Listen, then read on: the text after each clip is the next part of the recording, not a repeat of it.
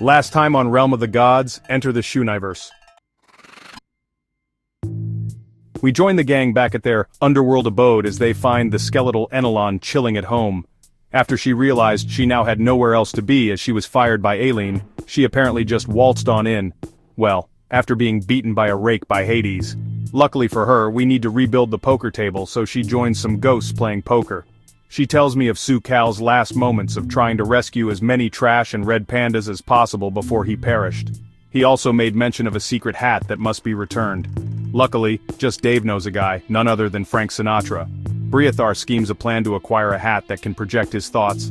Luckily again, just Dave knows a guy. It's Frank Sinatra again. The gang heads out to his hat shop and lets themselves in. It doesn't appear that he's in, so Briathar gets his mind hat, Ringo gets a tri-corner hat, and I don't learn anything about the secret hat.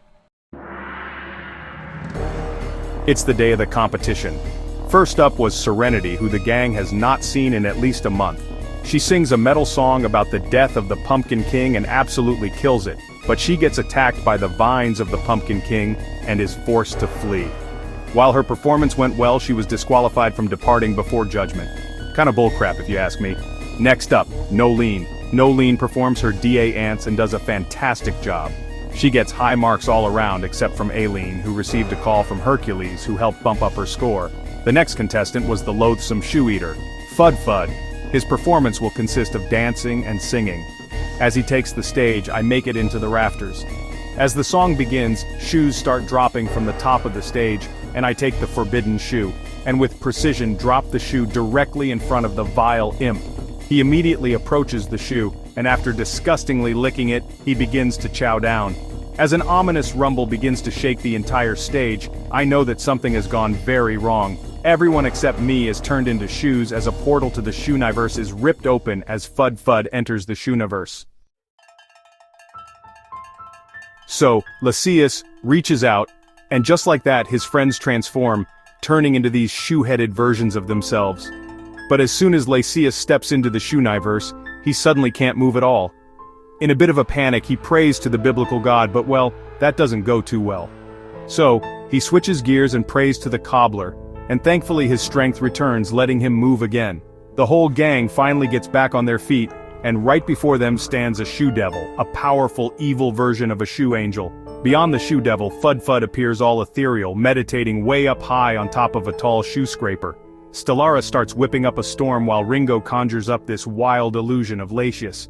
Then Lysias casts his shoe golem, creating a giant building-sized shoe golem. The golems just crash into the shoe angel with a ton of ferocity.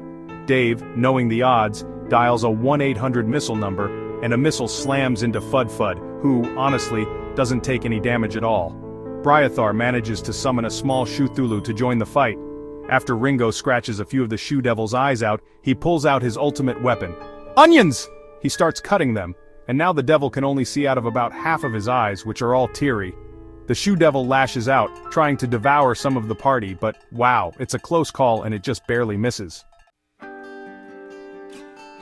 The gang keeps up the assault, and Lysias, watching all these shoes around him get destroyed, is just filled with fury and dismay. Then, in this kind of calm moment, he closes his eyes and plants his scepter into the ground. Motivated by the weaknesses the team has already found and powered up by Nolene's lucky fan, this gigantic shoe meteor suddenly enters the atmosphere, burning up as it falls. It slams right into the shoe devil, and for a moment it looks like the fight is over, but nope. The shoe devil starts to rebuild itself, with Fud Fud straining to pull it back together. The gang attacks again with even more energy. Stellara taps into the constellation from the Alpha Shootari galaxy and blasts the shoe devil with pure cosmic energy. The shoe devil answers back with this divine roar that roots a bunch of the team in place. Stellara sends her celestial steed to Lysias, and he uses his shoe scepter as a lance, just slamming into the devil. Spotting a chance, Dave dives right into the shoe devil, Scrooge McDuck style, and actually manages to spot the forbidden shoe inside. He grabs the laces and realizes he can control the devil. He guides the shoe devil into colliding with the building where Fud Fud is perched.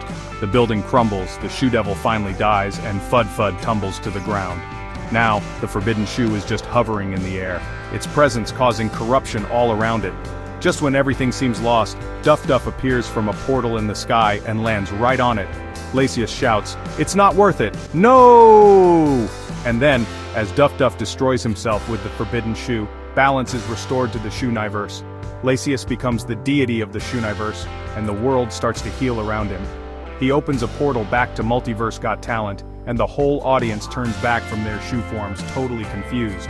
After some debate, Fud is officially disqualified, which honestly really disappoints Aileen. How unlucky. So who will win Multiverse Got Talent? Can Lacius heal the Shoeniverse? And will the gang ever find Horace's dad's schlong? Find out next time on